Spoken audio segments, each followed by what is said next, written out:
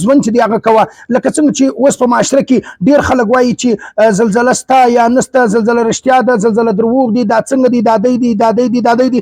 پرېږده د دنیا خبرې، خپل ځان سم که په دا خپل ګریوان کې چې دی هغه وګوره. تا ته خپل ځان خپله معلومیږي چې زه څومره ګناهګار یم او زه څومره نیک انسان یم. و هر انسان السلام علیکم ورحمت الله وبرکاته. ستړي مه تاسو ټول جوړ روغ او خوشاله به الله تعالی دې تاسو ټول خوشاله او آباد ولري. زه ور بیا تاسو په خدمت کې حاضر شوی یم، ډاکټر حکیم مولانا محب الله منیب. الله تعالی دې تاسو د ټول شهري مرادونه په خپل فضل او کرم مهرباني سره پوره کړي. لکه څنګه چې تاسو ته معلومه ده د محل او د موقع مطابق وقتن په وقتن زه تاسو په خدمت کې حاضرېږم. نن زه یو ډیر عظیم شخصیت سره زه موجود یم په جامعه اسلامیه علامه عبدالغني ټاون بایپاس روډ چمن کې، چې د دې جامعه محتمم چې کوم دی هغه شیخ الحدیث مولانا حافظ محمد یوسف صاحب. کله چې د علامه حاجی عبدالغني صاحب نوم چې کله راسي، کله چې دا ذکر راسي، نو ډایرکټ د خلکو په ذهن کې دا راسي چې شیخ الحدیث علامه حاجی عبدالغني صاحب رحم الله چې کوم یو شخصیت د په معاشره په علاقو په وطن کې داسې خدمات چې دی هغه کړي دي چې هغه د چا څخه پټ نه دي. او که چیرې نن موږ افسوس کوو، کله کله موږ په ذهن کې دا راسي چې موږ افسوس وکړو، مګر بیا هم زموږ برته د زړه تکیه چې کوم د هغه دا جوړه سي چې شیخ صاحب موږ ته په معاشره کې خپل یو داسې خاص معاون چې دی هغه زموږ دپاره پرېښی دی چې هغه د معاشري او د علاقي او د وطن خدمت چې کوم دی هغه په ډېره ښایسته طریقه سره کوي. چې نن زموږ سره موجوده دی شیخ الحدیث حضرت مولانا حافظ محمد یوسف صاحب زموږ سره موجوده دی او موږ سره په دې موږ په خدمت کې حاضر شوي یو. موږ د معاشرې د وطن د علاقې موږ پر هغه موضوع باندې خبره کوو چې د کومو موضوعاتو څخه موږ ډېر اکثره خلک چې کوم دي هغه پریشان په ټینشن کې سرګردان د پریشانیانو سره موږ مخامخ یو. نو زه حافظ صاحب ستا ډېره شکریا ادا کوم چې تا موږ ته وخت راکړي. ستا ډېر قربانۍ وایم. السلام علیکم ورحمت الله وبرکاته. وعلیکم السلام ورحمت الله وبرکاتہ. مولانا ډاکټر محب الله منیب صاحب، موږ تاسو ته اهلا وسهلا ومرحبا بكم وایو. الله رب العزت تاسو هر وخت راولي او ستاینه کوو چې تاسو دغه د معاشرې د بګاړ او د فساد د ختمولو دپاره د خپل مسلکي کار ترڅنګ چې هغه طبابت دی، حکمت دی او د خلکو جسمانی د روغتیا فکر دی، د هغه سره سره مې د روحاني جوړتیا فکر هم په مخ ورسره اخیستی دی. موږ تاسو پر دې کار باندې په غایبانه طور نظر ساتلی دی او موږ دا د تحسین وایو تا ته ستا ټولو ملګرو ته الله مې هر کله راوله. کور مدان جزاک الله بارک الله فی الدارین. حافظ صاحب که چیرې زموږ په معاشره کې چې کوم دی زه نه پوهېږم، نه یم خبر چې وجه څه شته چې ډېر خلک نن سبا زموږ په معاشره کې ټینشن، ډپریشن، اعصابي مسلې مسایل، خلک ګرد پریشان دي، په ټینشن کې دي.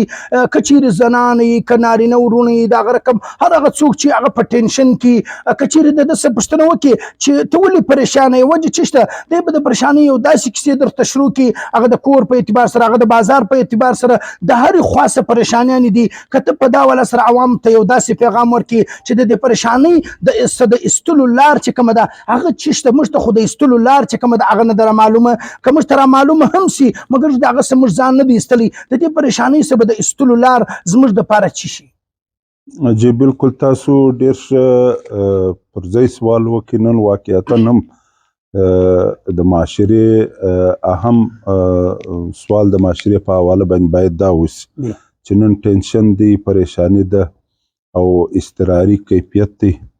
په دې حواله باندې موږ ته چونکې د دین اسلام سره تعلق لرو، د اسلام لفظ 5 ټکي دي، الف دی، سین دی، لام دی، الف دی، میم دی. تعلیمات ستر غټ تعلیمات هم 5 دي، عقاید دي، عبادات دي، معاملات دي، معاشرت دي او اخلاق دي. یعنی د اسلام په 5 تعلیماتو کې یو تعلیم باقاعده معاشرت دی. بالکل د معاشرت چونکې انسان جوړ الله جوړ دی. بالکل لکه څنګه چې موږ د دنیا د قاعدې مطابق چې کم ماشین موږ ته راسي د یو ځای څخه موږ د هغه کمپنۍ ګایډ پیپر طلب هم کوو. بالکل چې د دې ماشین دپاره ګایډ پیپر څه دی.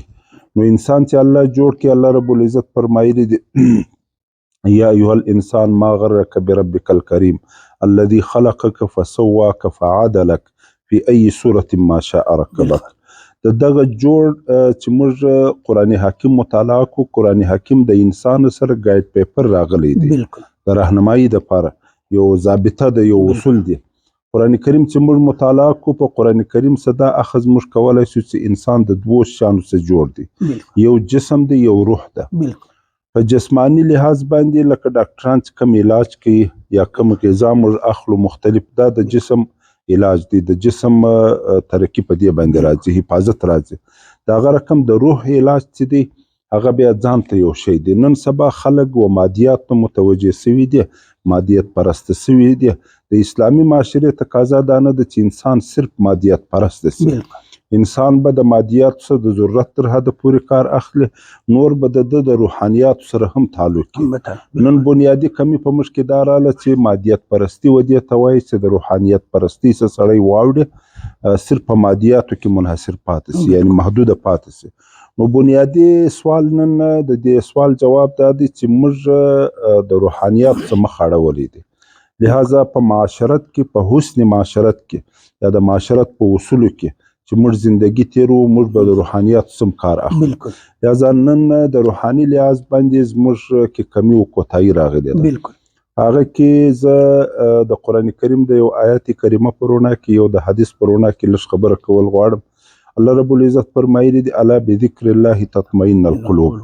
د انسان د زړه سکون چې دی هغه په ذکر د باری تعالی سره راځي، او قرآن کریم ټول ذکر دی. لہذا یو خو په موږ کې کمی دا راغلی دی چې د قرآن کریم تلاوت موږ کم کړی دی، چې در کوم وخت پورې د قرآن کریم تلاوت، یعنی د قرآن کریم اوس 9 منزله دی. د دې 9 منزله دا معنی چې په خیر القرون کې قرآن کریم په یو هفته کې مکمل تلاوت کېدی. نن زموږ صورتحال دا دی، دا امکان لري چې په 5 میاشت کې د یو مسلمان پوره قرآن نه تلاوت کړي.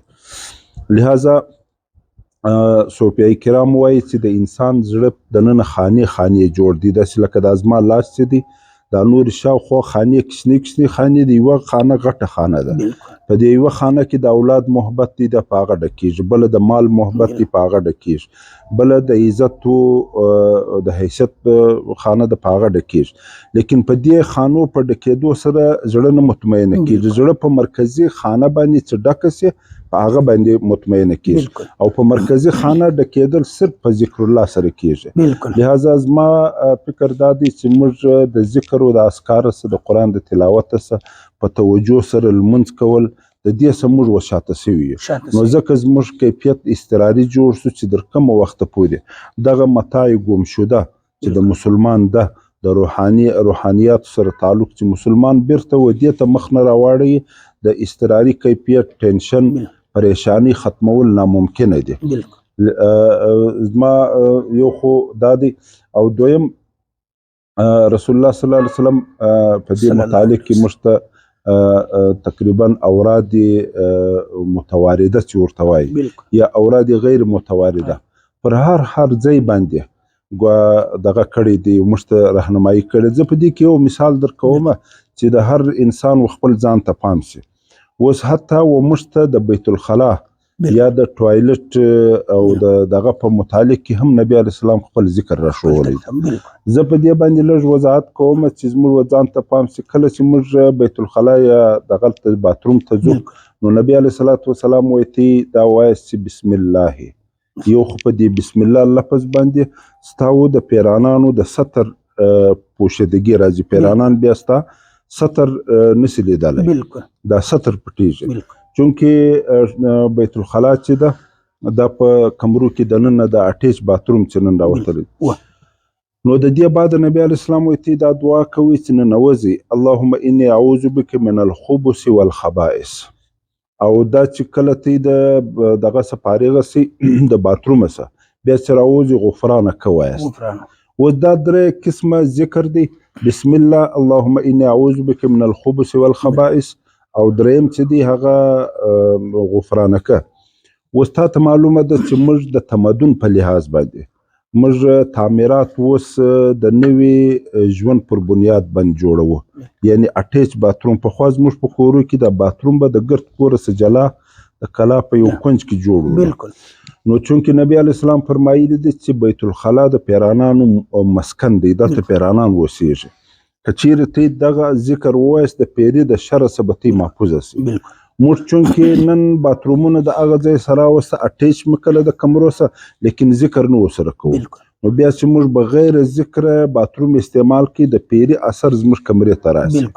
نو دغه پیری چې دی پر ځانانو باندې ما سراندازي سي، پر ماشومانو باندې ما سراندازي سي، چې کله په کور کې د پیریانو مسله پیښ شو کور به پریشان وي همیشه.